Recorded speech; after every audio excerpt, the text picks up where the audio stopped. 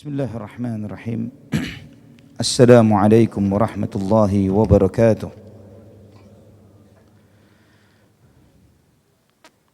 Innal hamdalillah nahmaduhu wa nasta'inuhu wa nastaghfiruh wa na'udzu billahi min shururi anfusina wa sayyiati a'malina. Man yahdihillahu fala mudilla lahu wa man yudlil fala hadiya lahu. Asyhadu an la ilaha illallah wahdahu la syarika lahu wa asyhadu anna Muhammadan 'abduhu wa rasuluhu la nabiyya ba'dah. Allahumma salli wa sallim wa barik ala abdika wa nabiyyika Muhammad wa ala alihi wa sahbihi wa man ihtada bihadihi ila yaumil qiyamah.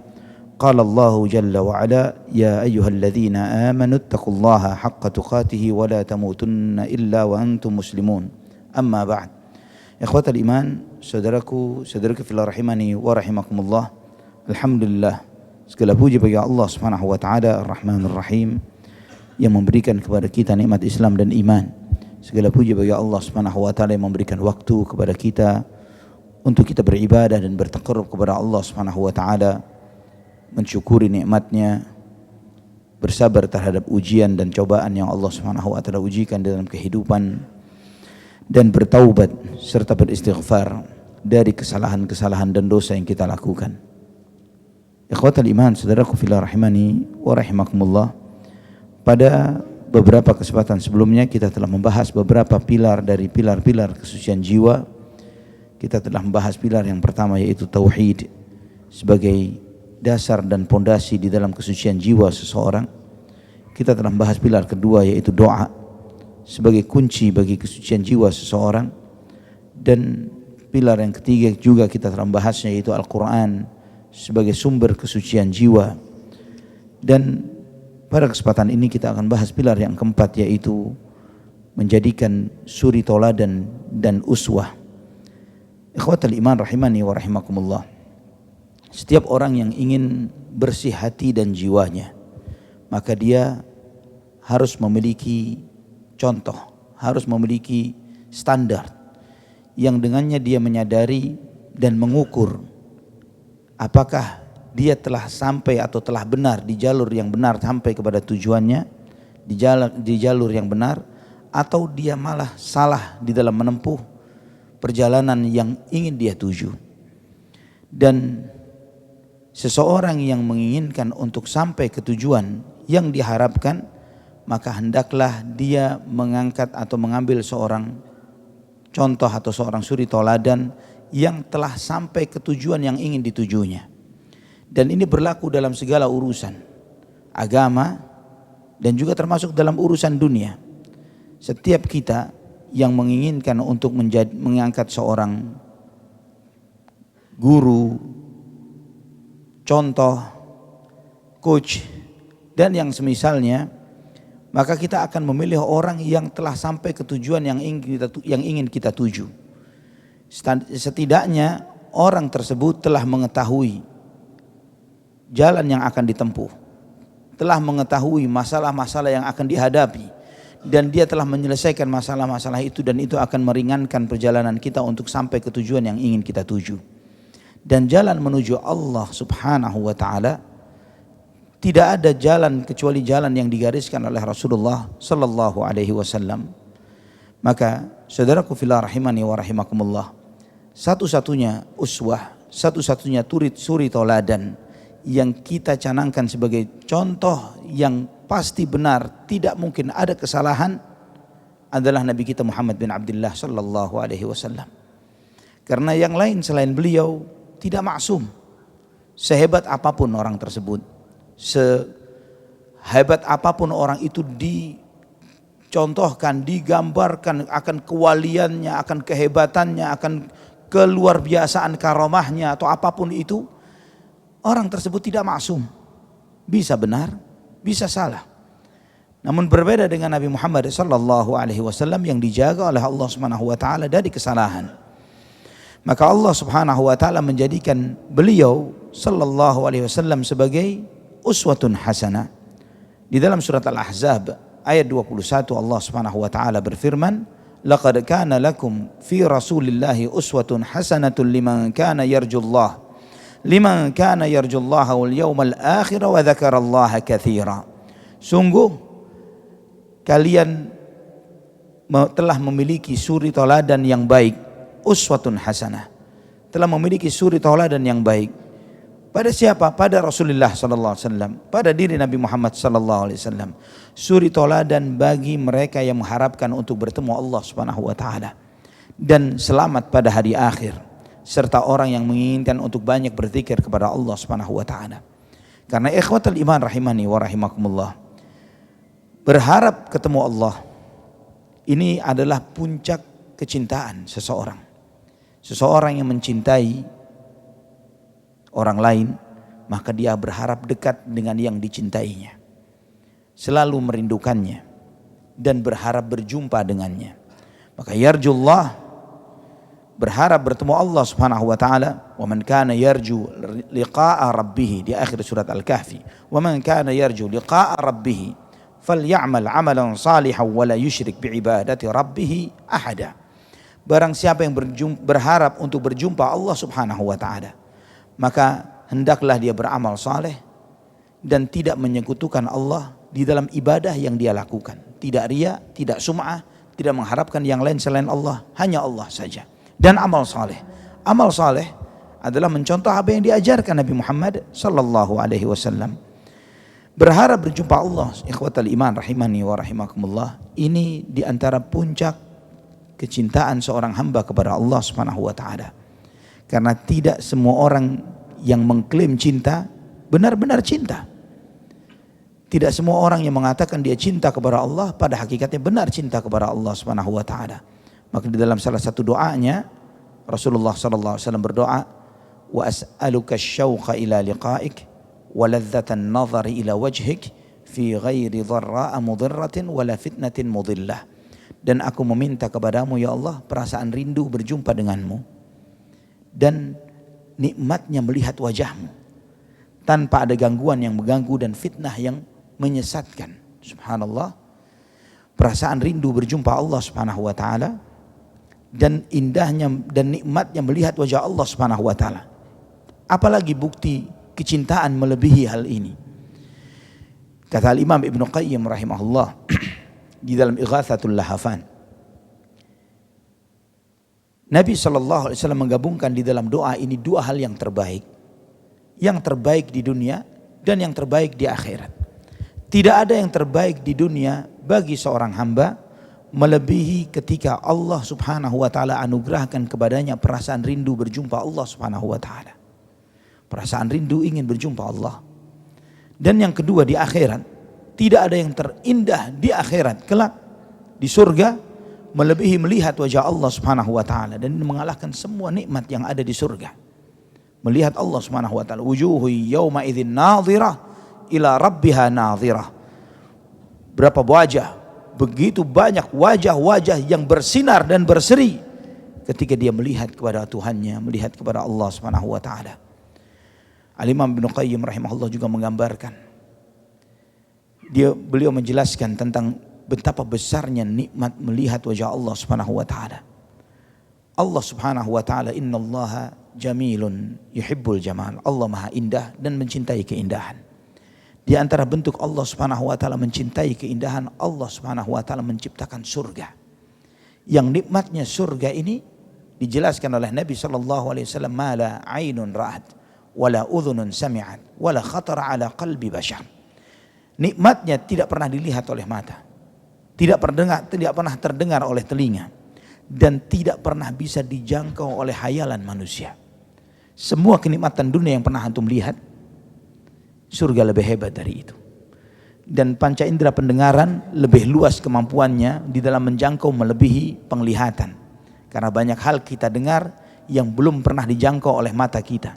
Ketika ada orang menggambarkan tempat yang sedemikian hebatnya dengan kemampuan dia menceritakan dan menyampaikan, seindah itu, dan kemudian dengan telinga kita mengakses tentang cerita hal ini, surga di atas itu. Hayalan manusia tanpa batas. Kita mengatakan tanpa batas.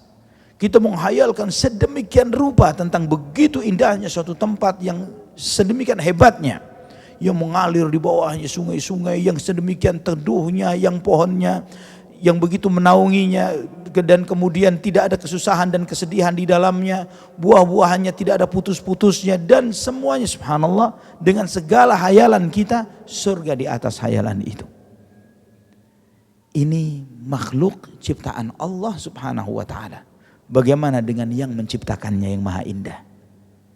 Bagaimana dengan yang maha indah? Sampai-sampai Ibnu Qayyim rahimahullah menyebutkan, ketika menceritakan tentang kisah Yusuf alaihi salam. Nabi Yusuf, yang Nabi SAW ketika Mi'raj bertemu dengan Nabi Yusuf alaihi salam menyebutkan, وَقَدْ أُعْتِيَ شَطْرُ الْجَمَالِ. Nabi Yusuf alaihi salam dianugerahi oleh Allah separuh ketampanan. Separuh ini diberikan kepada Nabi Yusuf alaihi salam, separuhnya lagi dibagi-bagi. Ya, ada kebagian banyak, ada yang enggak kebagian sama sekali. Nabi Yusuf alaihissalam, dan dahsyatnya ketampanan Nabi Yusuf alaihissalam disampaikan oleh Allah di dalam Al-Quran. Ketika para wanita Mesir yang diundang oleh istri Al-Aziz, istri yang pejabat itu, diminta kepada Nabi Yusuf untuk keluar menemui mereka, mereka akbarnahu, mereka membesarkan, mengagungkan Nabi Yusuf.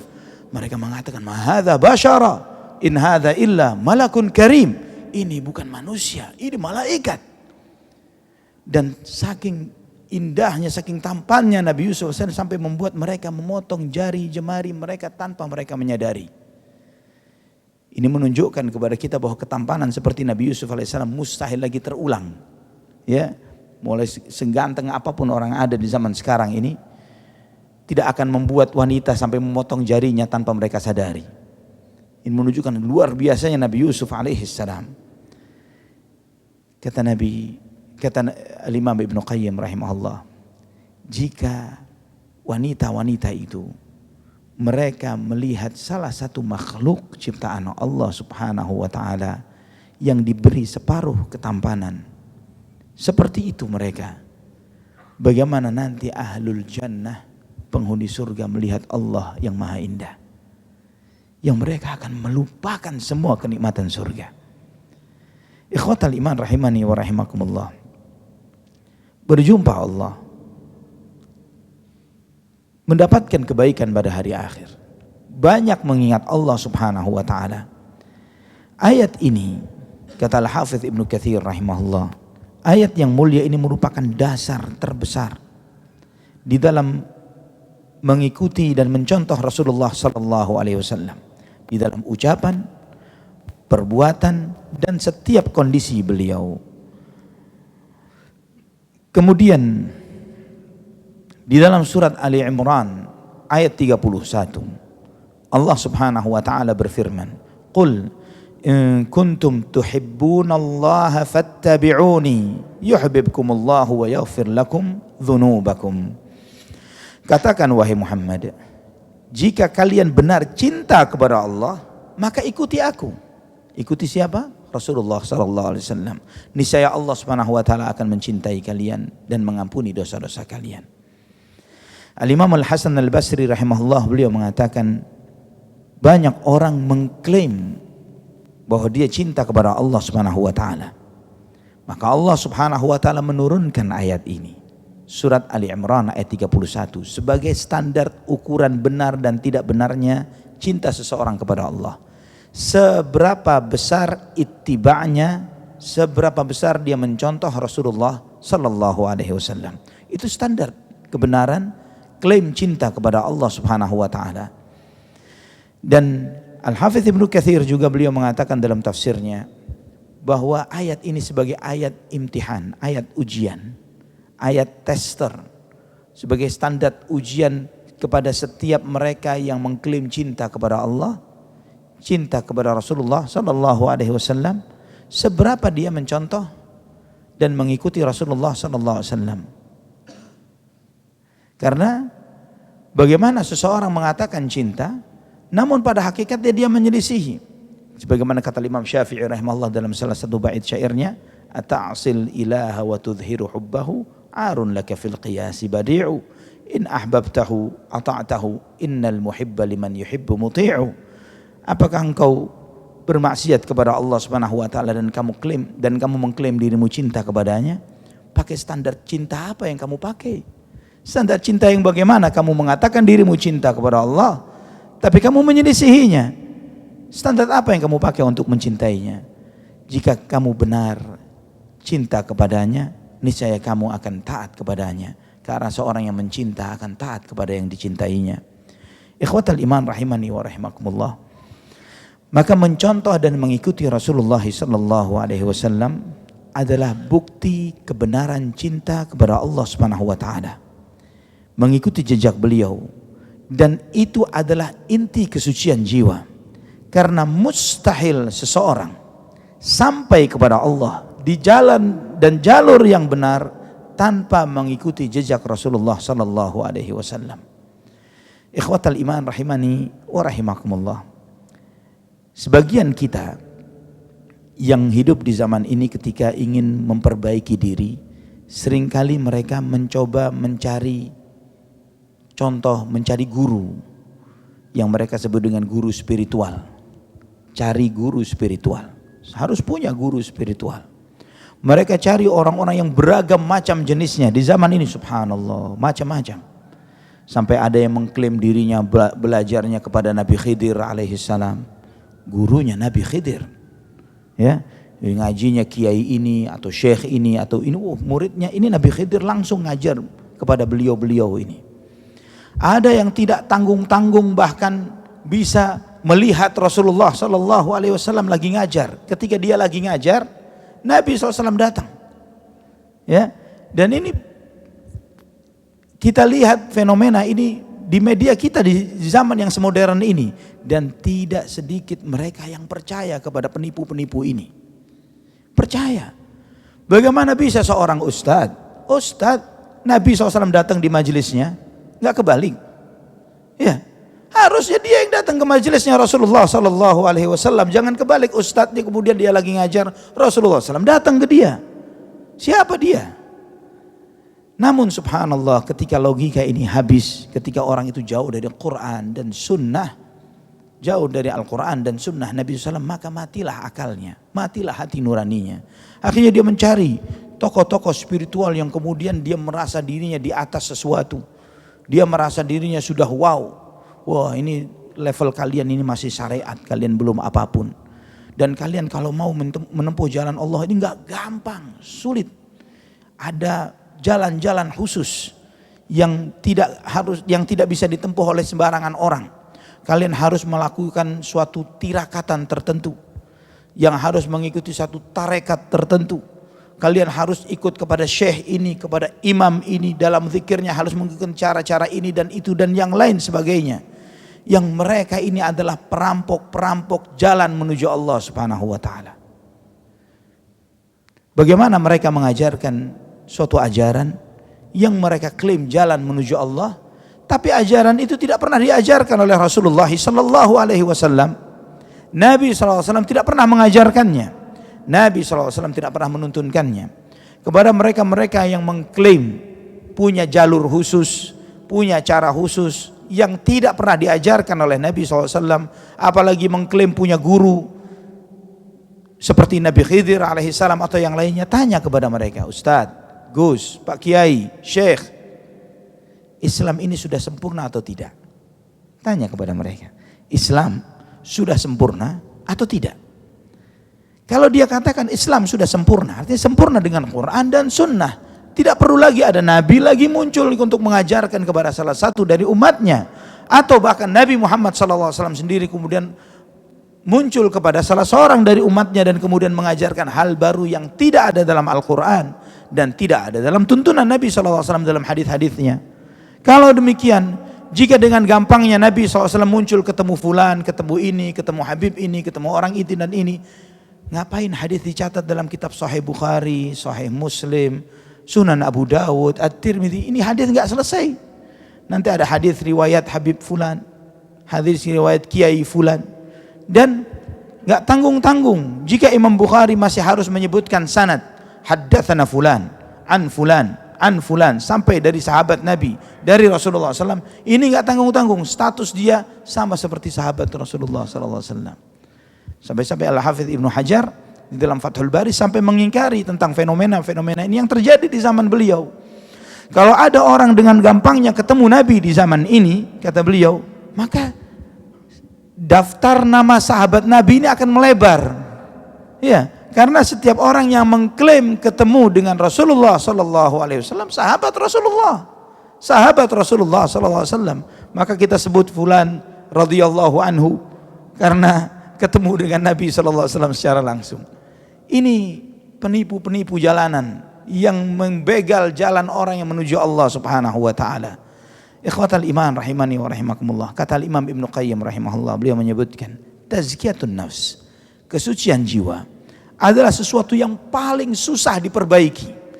Memperbaiki jiwa ini yang paling berat ketimbang mengobati penyakit fisik, lebih susah dari yang lainnya.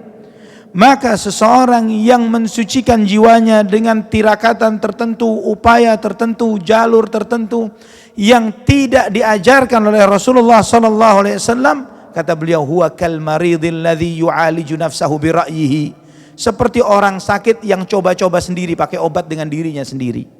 Wa aina yaqa'u ra'yuhu min ma'rifatit tabib, bagaimana orang sakit dia tidak punya ilmu kedokteran, ya, tidak punya skill kesehatan, kemudian dia coba-coba beli obat ini, beli obat itu untuk mengobati penyakitnya tanpa ilmu.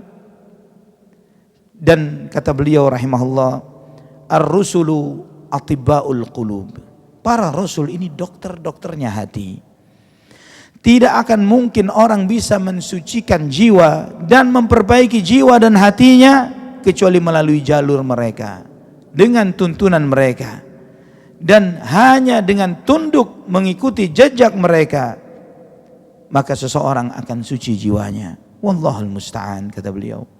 Ikhwatal iman rahimani wa rahimakumullah. Terlebih lagi, Nabi sallallahu alaihi wasallam sendiri mengajarkan kepada kita dalam hadis yang sahih dalam Sahih Muslim, man amila amalan laisa alaihi amruna fahuwa raddun. Barang siapa mengamalkan suatu amalan tidak ada perintah dari kami, tertolak. Sehebat apapun amalan itu, seindah apapun menurut logika seseorang, karena kebenaran suatu syariat, ikhwatal iman, tidak dilihat dari benarnya menurut akal. Contoh sederhana, sholat subuh 4 rakaat, boleh tidak? Sepakat orang nggak boleh Ustaz sholat subuh 4 rakaat. Tapi kalau ada orang ngeyel, dia bersikeras, dia mengatakan, emang ada larangan nggak boleh sholat subuh 4 rakaat? Hadisnya mana? Nggak ada hadis larangan, jangan sholat subuh 4 rakaat. Nggak ada larangannya. Jeleknya di mana? Jeleknya sholat subuh 4 rakaat, tambah takbir, tambah baca Fatihah, tambah tasyahud, dan anak tambahkan lagi kiasnya. Ini dikiaskan dengan sholat zuhur, pakai dalil kias misalnya. Sholat zuhur 4 rakaat kita kiaskan dengan sholat subuh, dan nambah lagi dia pakai dalil yang lain. Emang nanti Allah akan mengazab anak gara-gara anak sholat? Apakah anak akan diazab karena anak sholat? Gimana kita jawab? Ya, ini semua dalil logika semuanya, dalil akal untuk membenarkan suatu bid'ah yang dia perbuat. Jawabannya sederhana, Allah bukan mengazabmu karena kamu sholat. Allah akan mengazabmu karena kamu menyelisihi Rasulullah sallallahu alaihi wasallam. Karena menyelisihi Nabi, Allah subhanahu wa ta'ala menjadikan beliau SAW sebagai uswatun hasanah, sebagai suri tauladan, standar di dalam keimanan, bahwa iman itu sesuai dengan iman yang beliau sallallahu alaihi wasallam ajarkan, yaitu rukun iman yang 6. Seseorang yang tidak mengimani rukun iman yang 6, iman kepada Allah, malaikatnya, kitabnya, rasulnya, hari akhir, dan takdir, qada dan qadar, tidak akan diterima amal ibadahnya apapun itu tanpa didasari atas rukun iman yang 6 ini. Demikian pula dengan syariat Islam yang rukunnya adalah rukun Islam yang 5. Syahadat, salat, puasa, zakat, dan haji bagi yang mampu. Ini adalah rukun, pilar. Ya, dikatakan rukun artinya adalah pilar. Dan dikatakan pilar bukan berarti bahwa bangunan itu cuma pilarnya saja. Kalau ada orang bertanya, ini yang wajib cuma ini doang. Tidak. Karena ini pilarnya, artinya kewajibannya lebih berat ketimbang yang lain. Tapi bangunan bukan hanya terdiri atas pilar. Di situ ada pondasi, di situ ada pilar, di situ ada atap, dan yang lain sebagainya. Maka di dalam syariat Islam bukan hanya ini saja yang diwajibkan. Contohnya birrul walidain, bakti kepada orang tua. Wajib tidak? Wajib. Tidak ada dalam rukun Islam. Ya, silaturahim wajib, tidak ada dalam syariat Islam. Mencari nafkah bagi kepala rumah tangga wajib, tidak ada dalam rukun Islam. Ya, tidak ada di dalam rukun Islam. Nah, ikhwatal iman rahimani wa rahimakumullah. Maka Nabi kita Muhammad sallallahu alaihi wasallam, beliau adalah, kata Imam Sufyan Ibn Uyainah rahimahullah, beliau mengatakan inna Rasulullah sallallahu alaihi wasallam huwal mizanul akbar. Rasulullah SAW adalah standar terbesar, timbangan, standar ukuran terbesar. Fa'alaihi tu'radul asya, kepada beliaulah segala sesuatu diukur. Ala khuluqihi wa siratihi wa hadihi, fama wafaqaha fahuwal haq wa ma khalafaha fahuwal batil. Diukur dari akhlak beliau sallallahu alaihi wasallam, diukur dari petunjuk dan tuntunan beliau sallallahu alaihi wasallam. Apa yang sesuai dengan tuntunan dan ajaran beliau, itulah yang benar. Yang menyelisihi beliau itu adalah batil dan salah. Maka di dalam berkeyakinan ikhwatal iman, harus mengikuti keyakinan beliau sallallahu alaihi wasallam. Tidak boleh kita memiliki keyakinan tertentu tentang sesuatu berbeda, menyelisihi apa yang diajarkan oleh beliau sallallahu alaihi wasallam. Di dalam beribadah juga sama. Ibadah harus sesuai dengan tuntunan beliau sallallahu alaihi wasallam. Tidak akan mungkin ada cara ibadah yang sampai kepada Allah, diridhai oleh Allah, namun tidak diajarkan oleh Rasulullah SAW. Mustahil. Mustahil. Maka di antara nasihat Al-Imam Al-Barbahari rahimahullah, beliau menasihatkan di dalam Syarhus Sunnah. Beliau mengatakan, jika engkau menerima ajaran dari orang di zamanmu, jangan mudah kamu terima. Pertama kamu tanyakan kepada dia, apakah apa yang diajarkan itu diajarkan oleh Rasulullah SAW atau tidak. Kemudian tanyakan lagi kepada orang tersebut, apakah hal tersebut diamalkan oleh para sahabat radhiyallahu anhum atau tidak. Apakah para sahabat seperti Abu Bakar, Umar, Uthman, Ali radhiyallahu anhum mengamalkan ajaran itu atau tidak. Ini dua pertanyaan ini penting ditanyakan kepada setiap amalan yang kemudian diajarkan atau suatu keyakinan yang diajarkan kepada kita oleh guru-guru spiritual model apapun mereka.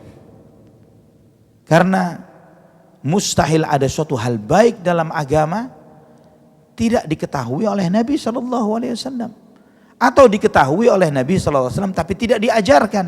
Karena jika sampai ada sesuatu yang baik, Nabi SAW tahu itu baik, namun disembunyikan, tidak diajarkan, sama saja orang tersebut telah menuduh Rasulullah SAW berkhianat terhadap Allah Subhanahu Wa Taala, berkhianat terhadap risalah. Dan lebih mustahil lagi adalah ketika seorang mengatakan, naam ini baik, tapi Nabi SAW nggak tahu. Ini lebih parah lagi. Ya, dua hal parah. Kalau satu dia mengatakan Nabi SAW tahu, tapi disembunyikan, maka itu seperti menuduh beliau SAW khianat. Atau Nabi SAW tidak tahu tentang kebaikan ini dan dia lebih tahu dari Nabi SAW. Ini sangat mustahil. Demikian pula dengan para sahabatnya Abu Bakar, wa Umar, wa Uthman, wa Ali radhiyallahu anhum. Ini menjadi ukuran kepada kita ikhwatal iman untuk mengetahui kemurnian ajaran atau kemurnian suatu ajaran. Tidak segala sesuatu yang kemilau itu emas. Ya, tidak sesuatu yang kelihatan indah itu bagus. Ikhwatal iman rahimani wa rahimakumullah.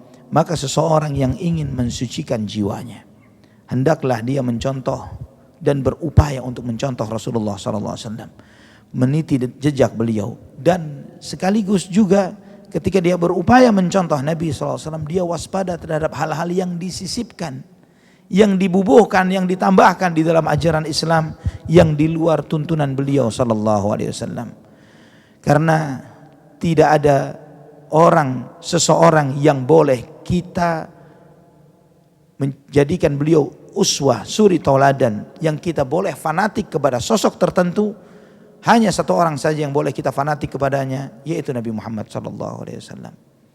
Karena manusia yang lainnya bisa benar, bisa salah. Manusia yang lainnya belum tentu masuk surga, kecuali orang-orang yang disebut oleh Nabi SAW. Seperti Nabi SAW menyebutkan Abu Bakar fil jannah, Umar fil jannah, Uthman fil jannah, Ali fil jannah. Ya, ketika menyebutkan Abu Bakar di surga, Umar di surga, Uthman di surga, Ali di surga. Ketika menyebutkan beberapa orang sahabat yang mereka disebutkan mereka di surga. Ini Memang disebutkan oleh Nabi SAW mereka ahlul jannah. Tapi ulama sesudah itu, sehebat apapun mereka, tidak ada ketetapan. Tidak ada ketentuan si fulan pasti. Dan uswah ikhwatal iman. Terlebih lagi bagi yang masih hidup. Jangan gampang kagum dengan orang yang masih hidup. Karena orang yang masih hidup ini masih terpapar dengan fitnah. Banyak berubah-ubah. Yang membuat seringkali orang itu kecewa. Kemarin mengidolakan si fulan, tiba-tiba si fulan jadi begini. Kemarin tiba-tiba begitu. Terus demikian. Kita akan terus kehilangan arah, kehilangan tujuan, dan salah mengambil usuri tauladan kalau kita mengambil contoh dari yang masih hidup. Tapi jadikanlah uswah kita yang telah sampai ke tujuan, Rasulullah SAW dan para sahabatnya radhiyallahu anhum ajma'in. Ini ikhwatal iman rahimani wa rahimakumullah, pilar di antara pilar kesucian jiwa, yaitu ambil contoh, ambil suri tauladan, dan tidak ada contoh yang paling agung di dalam hal ini melebihi Nabi kita Muhammad SAW. Kemudian yang berikutnya adalah orang-orang beriman yang Allah Subhanahu wa taala sebutkan di dalam Al-Qur'an. Sebagaimana Allah firmankan di dalam surat An-Nisa ayat 115, "Wa may yushaqiqir rasula min ba'di ma tabayyana lahul huda wa yattabi' ghaira sabilil mu'minin nuwallihi ma tawalla wa nuslihi jahannam wa sa'at masira." Barang siapa yang menentang Rasulullah SAW setelah jelas petunjuk baginya dan dia mengikuti jalan selain jalannya orang beriman, maka kami akan palingkan dia kemana dia mau berpaling, dan kami akan masukkan dia ke dalam neraka jahanam, dan dia adalah sejelek-jeleknya tempat kembali. Ayat ini menyebutkan orang yang menentang Nabi Muhammad SAW dan tidak menempuh jalannya orang beriman. Nah, maksudnya siapa orang beriman di ayat ini? Ketika ayat itu turun, siapakah orang beriman? Para sahabat radhiyallahu anhum ajma'in. Jadi barang siapa yang menyelisihi Nabi SAW, menentang Rasulullah SAW, dan menyelisihi para sahabat, dia akan salah jalan. Dia pasti salah jalan. Inilah di antara makna ahlus sunnah wal jamaah. Ahlus sunnah mengikuti sunnah Rasulullah SAW. Al jamaah yaitu mengikuti jamaatnya sahabat radhiyallahu anhum ajma'in. Sampai di sini ikhwatal iman. Aqulu qawli hadza. Subhanakallahumma wa bihamdik. Asyhadu an la ilaha illa anta astaghfiruka wa atubu ilaik. Wassalamu alaikum warahmatullahi wabarakatuh.